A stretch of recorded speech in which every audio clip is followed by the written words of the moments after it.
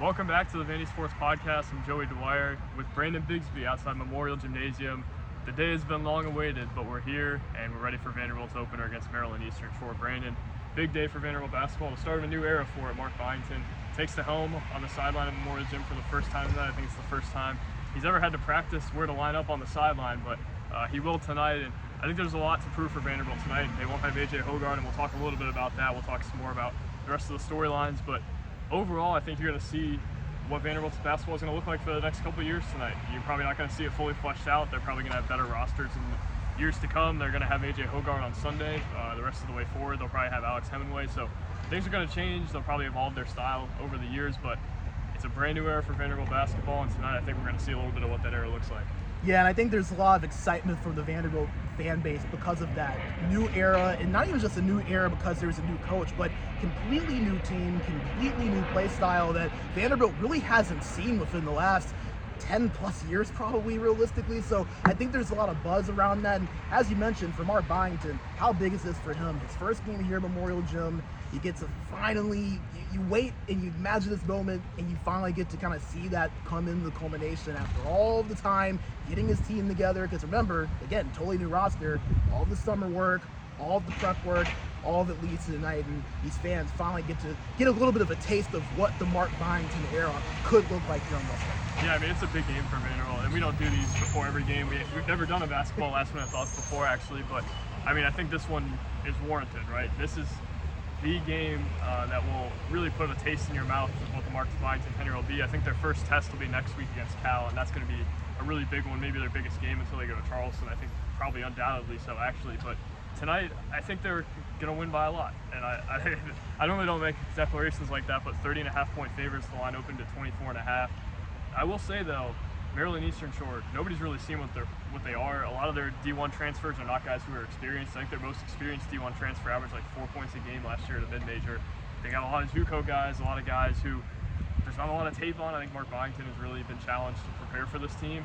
And it'll be interesting to see, is that kind of the same way with Vanderbilt? There's a lot of guys on this team, but I think you know what a lot of these guys are, it's just how they fit together, and I think we're going to see a little bit of that tonight. I also think we're going to see maybe some disjointed plays, some poor transition defense at times, but honestly, Brandon, that's okay for game one. Yeah, and I think that's something that's so interesting about this Vanderbilt team is that though the team together isn't proven, the players on the team are. You know what A.J. Hogarth is. You know what Jason Edwards, Tyler Nickel, Jalen Carey, you know what those guys are kind of going to bring. There's more tape on Vanderbilt, obviously, than Maryland Eastern Shore, and we heard Mark Byington talk about that on Thursday, that's why this team was going to be a little bit tougher to prepare for. I know the plus 30.5 line in Maryland Eastern Shore, far from a powerhouse, obviously, don't have a whole lot of expectations coming into this one, but it's tough to go up against an opponent and have no idea what you're going to see. So you heard him say it's going to be really important for Vanderbilt to be prepared for really a little bit of everything and not be too surprised to be thrown off at some points just because there's so little to look at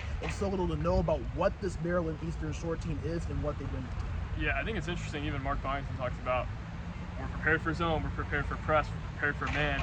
They really have no idea what they're going to see from Cleo Hill's team. He's done a great job at lower levels, at the D2 level, but you just never know what it's going to look like, especially here you open against a Power 5 school. It's interesting, Brandon, and I think Vanderbilt's going to have some unknown, especially with their point guard situation tonight. A.J. Hogarth out due to the Portsmouth Invitational suspension. Not a rule that I think many are in favor of, but Vanderbilt's going to have to live with it tonight. I think they actually got kind of fortunate having Hogarth only suspended for a game. Now it's time for Grant Huffman to step up. I mean, he might start. Maybe MJ Collins starts in Hogarth's place and they go without as much of a true point guard. Maybe Jason Edwards can handle that. Maybe Tyler Tanner gets on the floor tonight. I think he gets on the floor a lot, actually, and I think Huffman and Tanner are going to be guys who are going to battle for minutes about the entire year. Now you're going to have extended looks at both of them, what they can do. I'd expect Huffman to be a guy who doesn't knock your socks off. He's probably going to control the game. He's probably going to guard.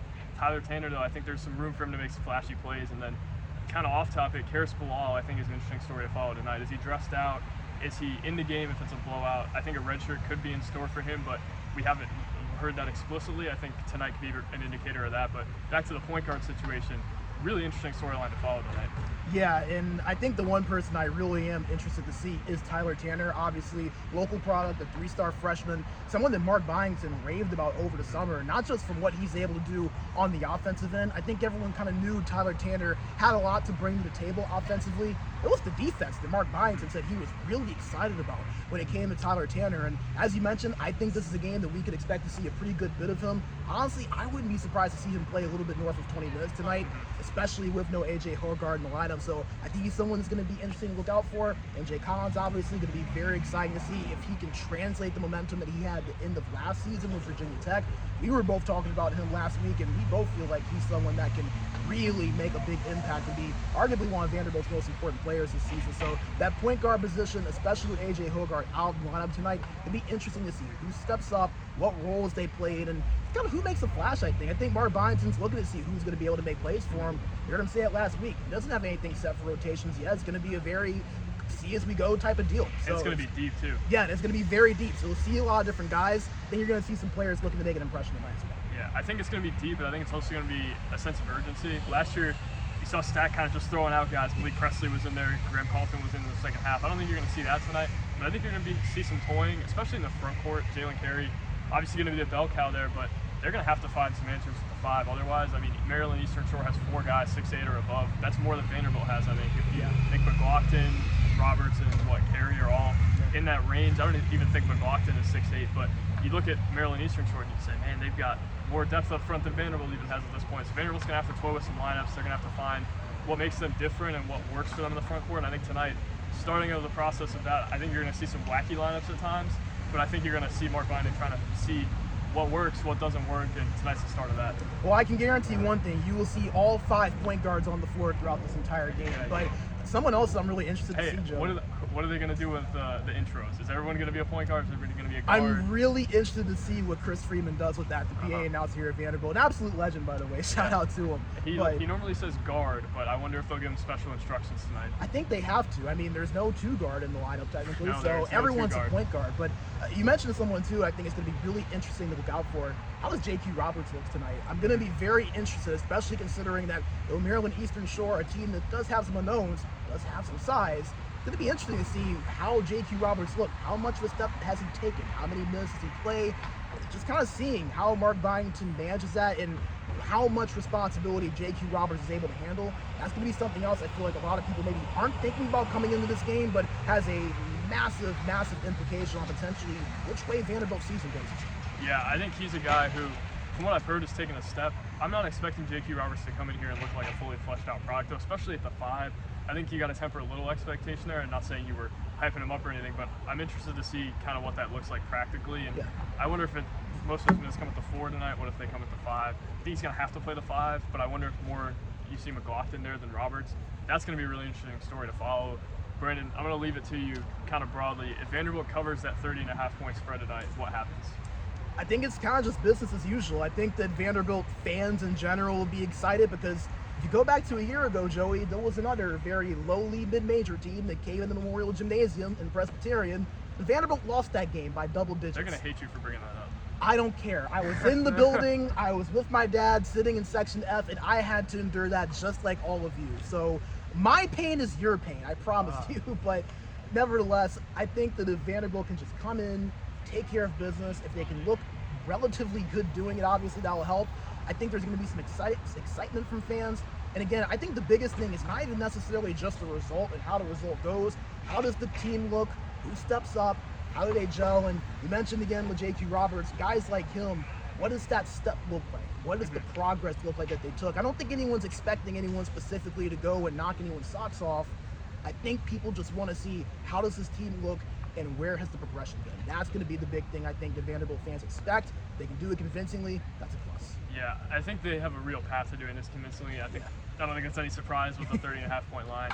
Curious to see how Maryland Eastern Shore looks, but obviously more curious to see Vanderbilt. I think there are going to be some mental mistakes. I think there's going to be some untimely cuts. There's going to be some poor spacing at times, maybe some guys throwing the ball out of bounds or a scoring drought here or there. But how does Vanderbilt overcome that? And is its talent good enough to just run Maryland Eastern Shore off the floor despite maybe some poor defense at times? I think that's a key tonight too, is can you defend enough to win this game by 30? I mean, that's a huge question for me at this point. Can they defend well enough to beat anybody by 30? And I don't know the answer to that right now, but I think they've got enough bodies and they got enough, at least upward trajectory on that end to make that a possibility. It's just, can they do it? Brandon, final thoughts ahead of tonight's game? I mean, hey, that defense is a work in progress. Mark Byington even admitted that himself, but I wouldn't be surprised if we see this be a very high-scoring game. I mean, you talked about that 30-plus spread. It wouldn't shock me if this game was like 110 to 80. I mean, that's around that, you know? Yeah. I mean, Vanderbilt, it wouldn't shock me if they give up a lot of points tonight, and that might be concerning to some people. But again, it's not really a surprise based on what we heard in the summer, what we saw during the last couple of months, and the secret scrimmages as well. This is a team that's still trying to find themselves and gel defensively. We know they have the talent offensively. The question, if shots fall, who will step up, and how will this team look with this being their first time in a structured, organized game together with fans in the arena? It's a totally different environment when you're just in a gym against another 5. Now you have all eyes on you, so it's going to be very interesting to see how they look.